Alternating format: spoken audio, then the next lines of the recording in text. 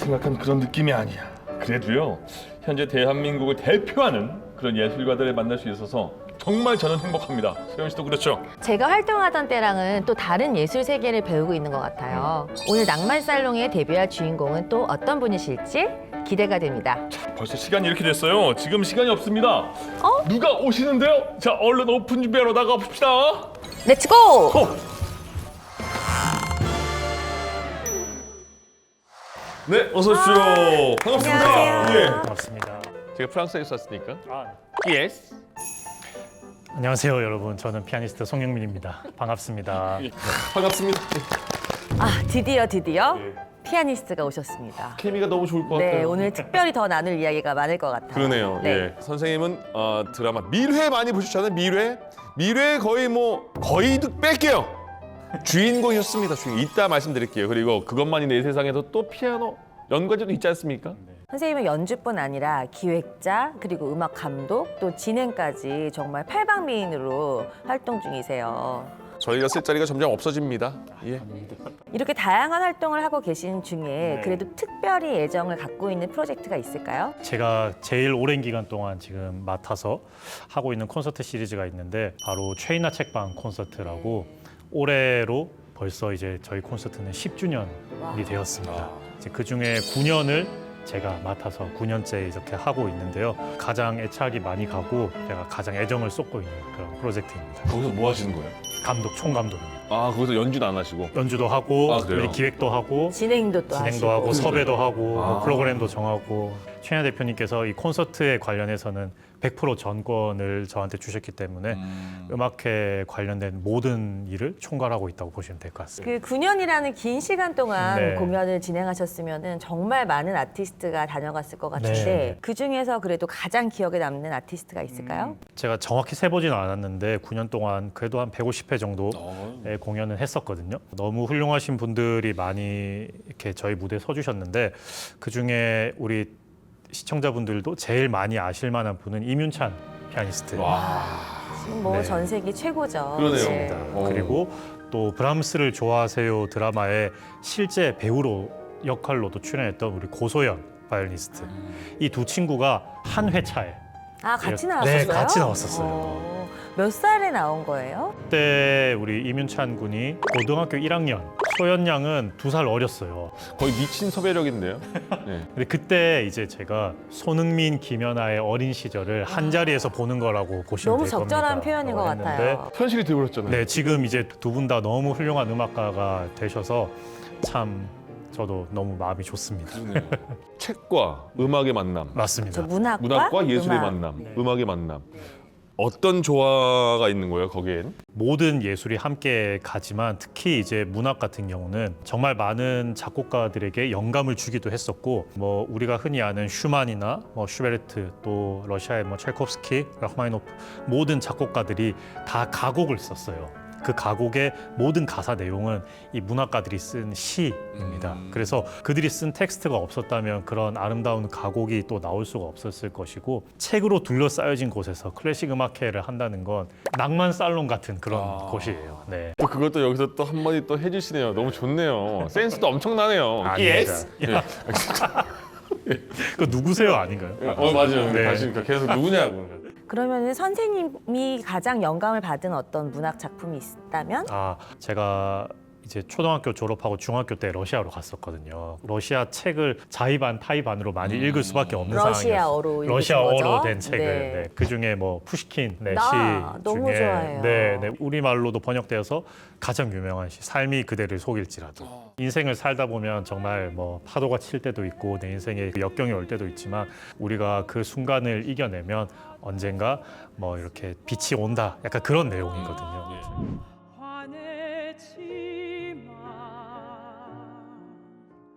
슬픈 날들을 참고 견디면 즐거운 날들 그럼 그 시를 러시아 처음 가셨을 때는 못 읽었을 거 아니에요. 못 읽었죠. 예. 한 1, 2년 정도 아, 지난 그래도 뒤에. 빨리 습득을 하셨네요. 이게 나이가 어리니까 아, 맞아. 어릴 때 해야 돼, 어릴 때. 언어를 빨리 그렇죠, 배웠었어요. 그렇죠. 네, 네. 독주의 프로그램을 짤 때 그럴 때 이제 어떤 영감을 받아서 이렇게 짜시는 게 있는지. 일반적으로 독주회랑 그냥 이제 음악회랑 조금 다른 것 같은데요. 독주회 같은 경우는 좀 학구적인 그런 프로그램으로 짜려고 노력을 하는 편입니다. 그래서 한 달 전에 이제 독주회를 했는데 그때는 고전에서 낭만으로 가는 길, 그렇게 해서 낭만주의의 음악을 연 사람이 실제로는 베토벤이거든요. 그렇죠. 네. 베토벤 베- 후기 소나타. 맞습니다. 우리가 이제 흔히 베토벤 하면은 뭔가 이렇게 미간을 찌푸리고 빠바바밤 그런 예. 것만 생각을 하는데 그것이 아닌 진짜 베토벤이 가지고 있는 그런 낭만성이 되는 작품을 이제 메인으로 놓고 그 앞에는 여기까지 오는 길. 그래서 이제 모차르트와 베토벤의 초기 소나타. 그런데 이제 흔치 않은 모차르트의 단조로 되어 있는, 모차르트는 굉장히 밝은 곡들이 많거든요. 예. 그런데 단조로 되어 있는 곡 중에 하나를 선택하고 그것과 똑같은 조성의 베토벤 초기 소나타. 베토벤 당신이 열어놓은 낭만의 길이 얼마나 훌륭했냐. 바로크의 음악을 낭만 시대 피아니스트가 편곡한 걸로 마지막을 짜고 그런 식으로 약간의 기승전결. 기승전결해서 네. 스토리를 좀 주는 편입니다. 그러면 음악을 모르는 피아노 모르는 그런 사람들이 가면 관객이 가면 네. 설명도 해주세요. 제가 독주회 때는 설명을 안 합니다. 네. 그러면 음악만 계속 해주시는 거예요? 음악만 계속하고 대신에 글을 써서 그 팜플렛에 제가 직접 거기 글을 써놓거든요. 설명이 있는 거야. 아, 직접 쓰세요? 프로그램 네, 노트를? 네, 네. 아, 그럼 그거 보고 이제 관객은 해석을 하는 해석을 거예요? 하실 수 지금 있습니다. 이거고 지금 이거고 이렇게 가는구나. 이렇게. 맞습니다. 아, 네, 그렇군요. 네. 제가 독주회 말고 또 다른 음악회들도 많이 하거든요. 그런 곳에서는 마이크를 잡고 해설을 하는 경우가 굉장히 많습니다. 아, 그건 또 네네, 그거는 예. 조금 더 이제 친숙한 그런 공연들이에요. 그렇죠. 살롱 콘서트 같은 네, 그런 네. 무대. 네. 아까 저희가 잠깐 말씀드렸습니다. 밀회의 그냥 주인공이에요, 주인공. 그것만이 내 세상에서도 굉장히 거기 관여를 많이 하셨습니다. 어떻게 그러니까 섭외를 어떻게 주셨는지 궁금해요. 왜냐하면 피아니스트가 엄청 많잖아요, 우리나라에. 이게 벌써 이제 10년이 됐습니다. 2014년 드라마니까요. 몇 살 때죠, 선생님? 그때 28, 9 그때였던 것 같은데 제가 옛날에 독일에서 유학을 할 때 도시를 두 군데에 살았었거든요. 학부 졸업하고 이사 갈 때 제 집을 월세집을 내놨었어요. 근데 그 월세집에 어떤 한국 누나가 이제 들어오겠다고. 제가 아는 누나 맞죠? 맞습니다. 그 누나. 선생님과 네, 그 친하신 네, 분. 네. 그래요? 들어오시겠다고 해서 이제 그때 뭐 이제 연락처 교환하면서 집 넘기고 뭐 이렇게 그러고는 또 전혀 연락이 없었어요. 갑자기 그 누나가 뜬금없이 영미야 너 키가 몇이야? 이렇게 카톡이 온 거예요. 그래서 저 한 177 정도 되는데요. 그랬더니 야 지금 뭐 그 유아인 김희애 씨가 나오는 피아노 치는 드라마를 하는데 그 남자 주인공의 대역을 찾고 있다는데 너 이런 거 해볼 생각 있어? 이거 무조건 해야 된다. 아, 기회다. 뭔가 이거는 느낌이 왔어요? 내 인생에 정말 중요한 일이 될 것 같은 느낌이 빡 와서 누나 그거 저 한번 해볼게요. 그랬더니 그럼 네 연락처 넘길게. 이제 그렇게 됐죠. 그러고 연락이 온 게 이제 우리 드라마의 클래식 슈퍼바이저이자 김희애 대역까지 하셨던 이제 클래식 감독님 예. 김소형 피아니스트 선생님이 계셨어요. 그 김소형 선생님께서 손을 위에서 찍은 사진, 멀리서 앉은 샷, 머리 위에서 찍은 샷, 그냥 사진, 프로필, 연주 영상까지 쫙 해서 보내달라는 거예요. 보내드렸어요. 보내드리고 한 2, 3주 뒤에 갑자기 내일 실제 오디션을 할 건데 열정 소나타의 제일 마지막 코다 부분이 있거든요. 한 1분 정도 되는 부분. 그 부분을 준비해서 와줄 수 있나요? 라고 연락이 오셔서 제가 진짜 선생님 너무 웃기게도 열정 소나타를 안 쳤었어요. 아니 세상에. 근데 어쨌든 네 준비해 가겠습니다. 밤 새야지. 그러고 이제 밤을 샜죠. 밤 새야지. 당연히 이제 새벽 6시까지 연습을 해서 다 외웠어요. 이제 최종적으로 제가 된 이유는 이제 뭐 여러 가지 상황을 고려했을 때 목 아래로 제가 그 남자 주인공 분이랑 거의 95% 이상 그래서 이렇게 보면 되는 아이, 거예요. 이것도 포함해요, 그냥. 아이. 목 아래로 드라마 촬영이 굉장히 빡빡하고 되게 갑작스러운 일도 많이 일어나고 하는데 이제 모든 상황을 고려했을 때 뭐 이제 송영민이라는 친구가 제일 적임자겠다라고 돼서 이제 운이 좋았죠 제가. 그래서 그걸 하게 됐습니다. 현장에서 네. 이제 피아니스트로 참여하시면서 어떤 인상 깊은 그런 순간이 있었을까요? 그것만이 내 세상 찍을 때는 저는 실제로 그 영화는 촬영장에 한 번도 간 적이 없어요. 박정민 씨도 대역을 안 쓰셨거든요. 대역을 안 쓰셨고 제가 연주를 스튜디오에서 다 녹음을 했어요. 그러면 이제 그거를 촬영장에서 틀어놓고 핸드싱크를 하시는 거죠. 제가 그 전체 배우분들이랑은 레슨을 제 스튜디오에서 이제 크게 한번 했었는데 그때 한지민 배우님이 밥이랑 술을 사주셨어요. 저녁에 메시지가 오셔서 좀 참고할 만한 피아니스트가 누가 있을까요? 이렇게 여쭤보셔서 그 극 중에서 약간 쇼팽 콩쿨까지 나갔는데 교통사고를 당해서 다리를 잃게 되면서 피아니스트의 꿈을 접은 그래서 안에는 정말 활활 타오르는 불꽃이 있다라고 저는 해석을 해서 오히려 박정민 배우님의 연주보다 더 와일드하게 했었거든요. 그래서 그런 느낌의 연주를 가진 피아니스트 중에 안나 비니츠카야라는 피아니스트가 있는데 그분을 추천드렸던 그런 일이 있었고 미래 찍을 때는 뭐 너무 많은데 제일 기억나는 건 우리가 2회 때 슈베르트를 칠 때 남색깔 목티를 입고 쳐요. 드라마에 보면. 맞아요. 근데 그게 그 배우분의 가지고 있는 옷이었어요. 근데 그게 국내 한정판이라는 거예요. 하나밖에 없대요. 되게 좋은 옷이구나. 그런- 대역인데 이제 그런가 봐요. 입어야 근데 입어야 되니까 네. 또 서로의 찍고. 채취를 공유하셨군요. 아니 그래가지고 나중에는 이게 목이 이게 늘어나가지고 거기에다 아까 말씀하신 음악 감독도 하시고 총 연출까지 하시고 굉장히 다양한 분야를 하고 계시는 상황이에요. 그렇게 총 연출을 하실 때 공연에서 어느 부분을 가장 중요하게 생각하고 그거를 짜시는 거예요? 제일 중요한 건 청중들입니다. 오시는 청중들이 어떤 분들이냐에 따라서 제일 중요한데 코스 요리를 먹으러 가는 것과 똑같다고 생각을 합니다. 늘 이제 뭐 된장찌개, 김치찌개 밥 먹다가 어느 날 우리 오늘 좀 기분도 나고 뭐 월급도 보너스 받고 했는데 오마카세 한번 가볼까? 파인다이닝 한번 가볼까? 하면은 음악회도 똑같이 그렇게 짜려고 해서 일단 제일 처음에 오면 에피타이저가 나오잖아요. 클래식 오늘 음악 한번 들어봐야지 이렇게 마음 먹고 왔는데 앉자마자 갑자기 태어나서 처음 듣는 슈만 소나타 1번 너무 심각한 거. 뭐 브람스 소나타 3번을 앉자마자 쳤다 그러면은 밥 먹으러 왔는데 처음부터 목 꽉 막히는 거랑 저 똑같아요. 소고기부터 먹을 수 있는데. 아 정말요? 그거는. 그래서 일단 이분들의 마음의 문을 좀 열어야 돼서 오프닝은 무조건 누구나 들으면 다 아는 거. 그 다음에 나오는 게 이제 메인이 나오기 전에 뭐가 하나 나오잖아요. 그래서 난이도가 있지만 그래도 어디선가 내가 한번 들어는 본 것 같다. 네, 하는 정도의 음악. 그 다음에 이제 메인. 아주 생소할 수 있지만 누가 들어도 그 음악에 확 한숨에 빨려 들어가게 작곡이 되어진 곡들이 있어요. 디저트, 후식은 달콤하게. 오늘 음악회 참 좋았다. 이렇게 느낄 만한 그렇게 디저트 중요하죠. 네, 네. 곡을 짭니다. 근데 이제 공연하는 홀도 다 다르잖아요. 선생님 맞습니다. 너무 많은 홀을 하고 계세요. 사실 예술 전당 같이 그런 홀도 있지만 또 대부분의 홀들은 다목적 홀도 그렇죠. 많고. 맞습니다. 그래서 음향과 뭐 이런 게 다 다른데 그런 여건을 또 어떻게 조절하시는지. 너무 좋은 질문 해주셨는데 그럼 다목적 홀은 마이킹을 하는 거에 어떻게 보면 최적화되어 있는 홀이에요. 근데 클래식 음악은 마이크를 안 쓰는 게 클래식 음악이란 말이에요. 그래서 이제 지방 공연장을 할 때마다 늘 그게 이제 딜레마. 그래서 마이크를 최대한 멀리 쓰되 약간의 그런 울림 효과 정도만 넣어주는 음향을 찾는 것이 지방 공연장 리허설 때는 제일 중요합니다. 와, 여러분 이거 아셨어요? 아셨어요? 굉장히 제가 무식해 보이죠? 맞아요. 근데 여러분들 비슷할 거예요. 다른 분야 물어보면 아무것도 몰라요. 그럼요. 그러니까 저는 미래는 굉장히 유명한 짤이 있습니다. 한 피아노에서 두 명의 피아니스트가 치는 그 포엔즈 장면 말씀하시는 거 맞죠? 포엔즈. 네. 예, 손 네 개라고. 손이 개라고. 네 개, 포엔즈. 네. 맞아요. 근데 오늘 이렇게 우리 강소연 선생님도 의상 이렇게 딱 드라마랑 똑같이 입고 나오셨는데 그러면 여기 피아노가 또 있으니까 우와. 한번 슈베르트 환상곡을 선생님과 함께 해볼까요? 그럴까요? 네. 둠칫둠칫 가시죠. 듬칫듬칫 가야 되나요? 네.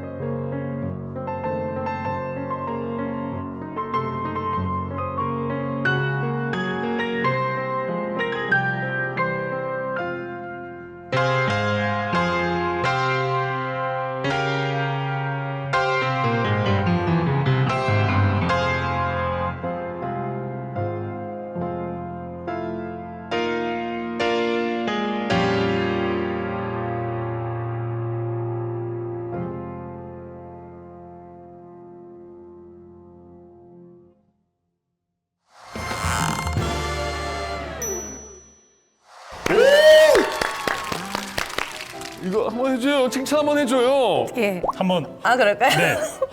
정말 특급 칭찬. 왜 저래 진짜? 사심 있어요? 아니 본인이 진짜 김희애인 줄 알아 봐. 아, 그러려고 했죠. 아유, 네. 아 너무 멋졌습니다. 너무 멋졌습니다.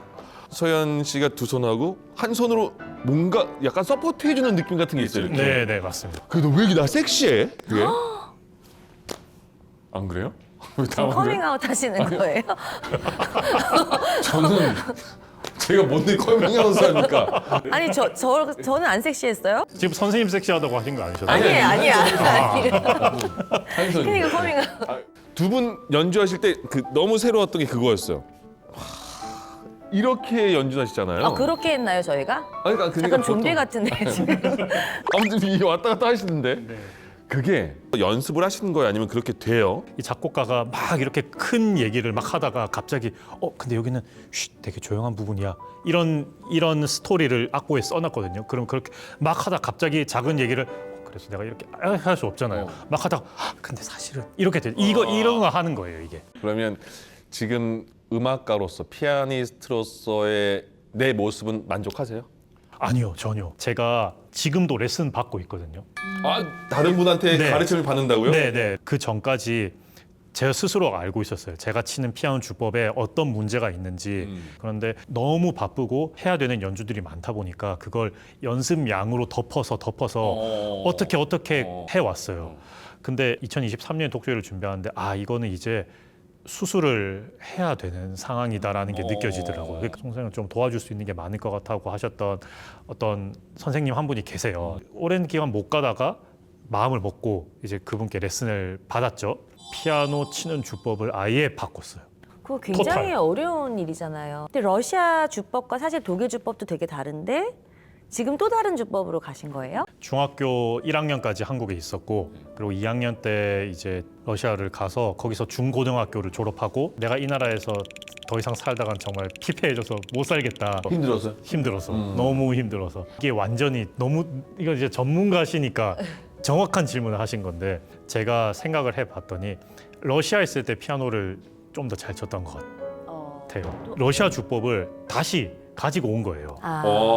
독일 주법으로 가 있던 제 모습을 저도 몰랐던 거죠. 그게 저한테 안 맞는 옷인 줄. 그렇게 힘들게 다시 바꾸고 나서 편안해지셨을 것 같아요.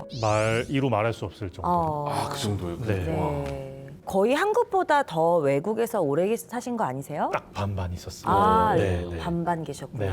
그래서 우리가 이렇게 음악을 들으면 그때 그 장소 이렇게 돌아가는 어떤 그게 음악의 매력이 아닐까 네. 싶은데 있죠. 선생님께 어떤 그런 음악이 있을까요? 이따가 제가 연주를 할 곡이기도 한데 네. 라흐마니노프의 전주곡 프렐류드. 네, 프렐류드 네. 작품 번호 23 중에 4번 러시아 처음 가서 친 러시아 작곡가 곡이었어요. 제가 살던 동네가 되게 시골이었는데 제가 살던 집에서 학교를 가려면 도보로 한 30분 정도 걸어가거든요. 근데 그 중에 자작나무 숲길을 꼭 지났었어요. 네. 그 숲길을 뭐 몇 년을 지나다녔으니까 지금 그 음악을 들으면 그 숲길이 딱 떠올라요. 그럴 것 같아요. 선생님 네. 연주를 들으면 저희들도 그 장면이 떠오를 것 같아요. 왠지. 어떻게 지금 들어요? 이따 들어요? 지금 들을까요? 지금 말 나온 김에 네. 다리로 네. 가시죠. 박수! 와.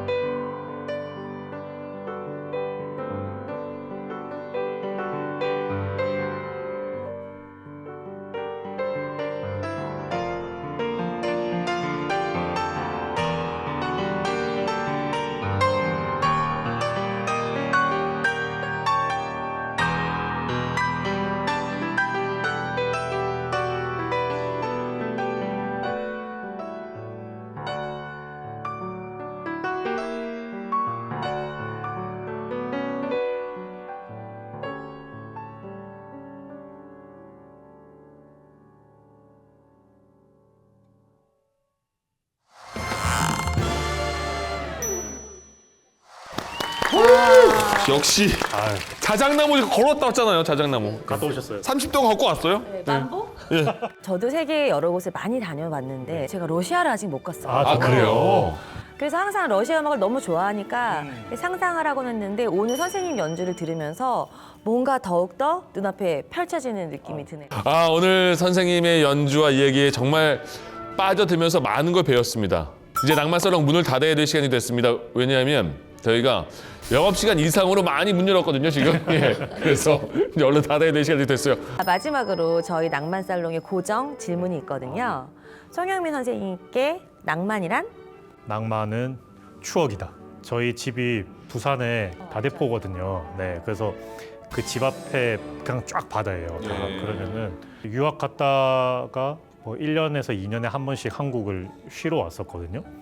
그때마다 나중에 꼭 커서 나는 훌륭한 피아니스트가 되어서 부모님께 효도해야지. 오. 그 와. 생각을 꼭 했었거든요. 지금 이미 이제 꿈을 이루신 거죠. 그래서 추억이라고 하면은 그 장면이 저한테는 좀 떠오르고 지금 이제 음악을 하는 후배 또 학생 친구들도 꿈을 갖고 음악에 진심으로 하면은 분명히 좋은 시간이 찾아올 것 같다. 뭐 그런 생각도 들고. 갑자기 푸시킨 시가 떠오르는 것 네. 같아요. 네. 낭만살롱 오늘은 여기서 문을 닫아야 될 것 같습니다. 저희는 다음에 더 새로운 문화예술인과 함께 찾아오도록 할게요. 같이 인사드릴까요? 네. 여러분 감사합니다. 다음 시간에 만나요. 감사합니다.